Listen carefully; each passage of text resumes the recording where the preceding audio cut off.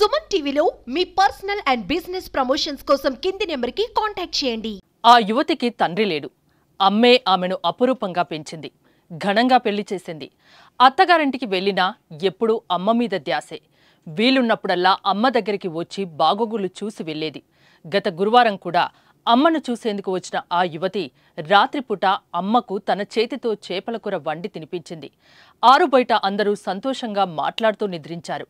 కానీ ఆ రాత్రే ఆ ఇంట కాళరాత్రి అయింది. మాయదారి పామేదో ఆ యువతిని కాటేసింది. హాస్పిటల్కి తీసుకుపోయేలోపే ప్రాణం పోయింది. అమ్మను చూసేందుకు వచ్చిన ఆమె అర్ధాంతరంగా లోకాన్ని విడిచింది. అమ్మ కోసం వచ్చింది. తన కొడుకుకు అమ్మ ప్రేమను దూరం చేసింది.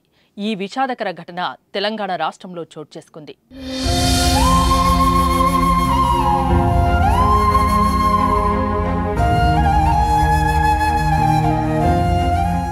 నర్సంపేట మండలంలోని లక్నేపల్లికి చెందిన పోలంపల్లి కొమరయ్య వనమ్మ దంపతులకు ఇద్దరు సంతానం. 14 ఏళ్ల కిందట కొమరయ్య యాక్సిడెంట్లో మరణించాడు. తండ్రి లేని పిల్లల్ని వనమ్మ కూలీనాలి చేస్తూ పోషించింది.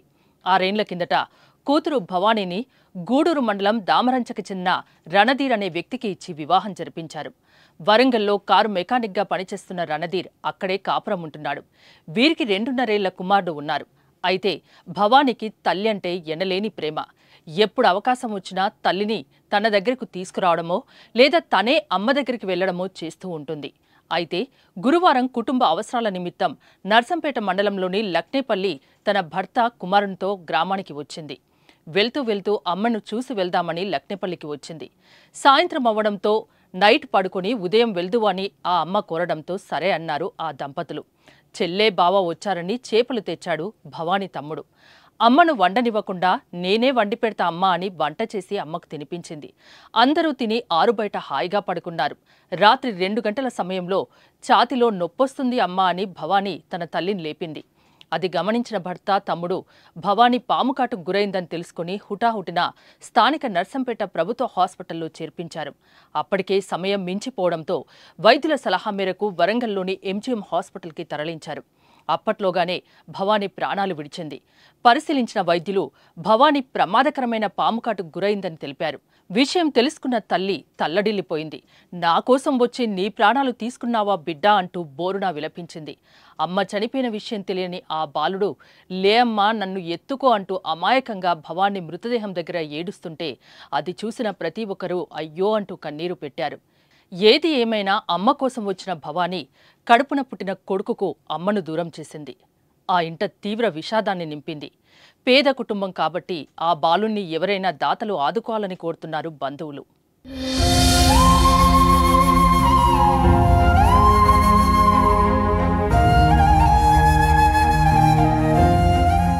పోలంపల్లి కొమరయ్య మా నాన్నగారు 14 సంవత్సరాల కింద యాక్సిడెంట్లో మరణించడం జరిగింది. మా అమ్మ పేరు వనమ్మ, నాకు ఒక చెల్లె, నేను. నా చెల్లె కూడా నిన్న పాముకాటుకు గురై మా చెల్లె చనిపోవడం జరిగింది. 6 సంవత్సరాల కింద మా చెల్లె పెళ్లి చేయడం జరిగింది. గూడూరు మండలం దామరంచ విలేజ్కి రణధీర్ అనే వ్యక్తికి ఇవ్వడం జరిగింది.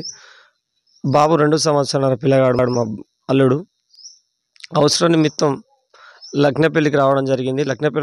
నైట్ పడుకునే క్రమంలో పాముకాటుకు గురై మా చెల్లె నిన్న ఎంజిఎంలో చనిపోయింది.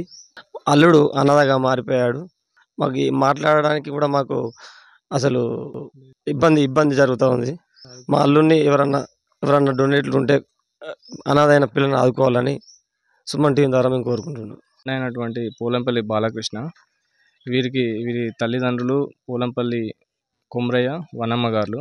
వీరికి ఒక కుమారుడు, ఒక కూతురు ఉండే.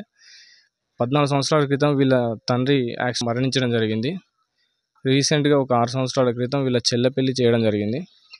గూడూరు మండలం దామరాంచ విలేజ్కి రణధీర్ అనే వ్యక్తికి ఇచ్చి వివాహం చేయడం జరిగింది. ఆ అమ్మాయికి 2.5 సంవత్సరాల కుమారుడు ఉన్నాడు. వాళ్ళు అవసరం నిమిత్తం ఉద్యోగరీత్యా వరంగల్ హన్మకొండలోని ఒక కార్ షోరూంలో వర్క్ చేస్తూ ఉంటాడు రణధీర్ అనే వాళ్ళ బావ.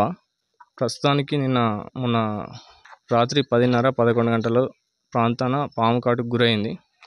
వీళ్ళు తొందరలోనే నర్సంపేట ప్రభుత్వ హాస్పిటల్కి తీసుకెళ్ళి అక్కడ ఇంజెక్షన్స్ వేయించి అలాగే ఎంజిఎం హాస్పిటల్కి తీసుకెళ్లేసరికి తెల్లారి 10-10:30 తర్వాత స్పృహ కోల్పోవడం జరిగింది. ఆ తర్వాత డాక్టర్లు నిర్ధారించి చనిపోయిందని చెప్పడం జరిగింది. ఆ అమ్మాయికి ఉన్నటువంటి కుమారుడు అనాథగా మారిండు. ఈరోజు చూసే వాళ్ళకి మాకే చాలా బాధాకరంగా అనిపిస్తుంది. అదేవిధంగా తల్లి లేని కొడుకు ఎట్లుంటాడో అందరికీ తెలుసు. ఆ అబ్బాయిని ఆదుకోవాలని ఆర్థికంగా కానీ లేదా చదువుకు సంబంధించి డొనేట్ చేసుకొని ఎవరైనా చదివించాలి కానీ ఏదైనా ఒకటి సహాయం చేయాల్సిందిగా కూర్చున్నాం. వచ్చి మా ఇంటికి వచ్చింది కదే మా ఇల్లు ఆడికి వచ్చింది. వాళ్ళ పాపని ఎత్తుకొని పాపం ఇక మళ్ళీ ఆడికి వచ్చింది, ఇంటికి వచ్చింది. ఆడ డ్రెస్సులు ఉంటే పట్టుకొని తానం చేసి వాళ్ళ అమ్మ ఏదో కూర చేపల కూర కావాలంటే నేను అండుతా బిడ్డ ఉండులే అన్నది. ఆయన పోయి కొద్దిగా చీకటి అయినాక వచ్చిండు, పొద్దుగాల పోరు బిడ్డ ఉండులే అన్నది వాళ్ళ అమ్మ అని చేపల కూర వండింది. ఇద్దరు రకం తిన్నారు. ఆయన కొడుకుని ఎత్తుకొని ఆడవన్నాడు మంచం వేసుకొని, ఇంకో ఈయన ఈడవన్నాడు. వాళ్ళ అమ్మ ఆమె ఈడ సాప వేసుకొని పన్నారు. ఆకిట్లా పండే వరకు ఆమెకు 2 గంటల తర్వాతనే ఇక తీసుకొని పోయిండ్రు దవాఖానకు. పాము కుట్టింది, ఏం కుట్టింది అనేది తెలియకుండా అయింది. ఆమెకి పాము అది ఎంకులాడితే దొరకలే. వరకు ఇక ఛాతి గుంజుతుంది, రెక్కి ఇడ్చుకొస్తుంది, నాకు మంట మండుతుందని మొత్తుకున్నారు. కూడా దవాఖాన తీసుకుపోయిండ్రు. ఆయన ఆడ తీసుకోలే, నర్సంపేటలో తీసుకోలే, డాక్టర్ పట్టలే. మళ్ళీ హన్మకొండ తీసుకుపోయిండ్రు. హన్మకొండ రాస్తే ఆయన మళ్ళీ ఏం జీవికి రాసిండు, ఆడ చనిపోయేదాన్ని తీసుకొచ్చి దానం చేసిండ్రు. పాపం వాళ్ళ పిల్లగాడు మాత్రం మస్తు పరిశానంగా ఉన్నాడు సార్.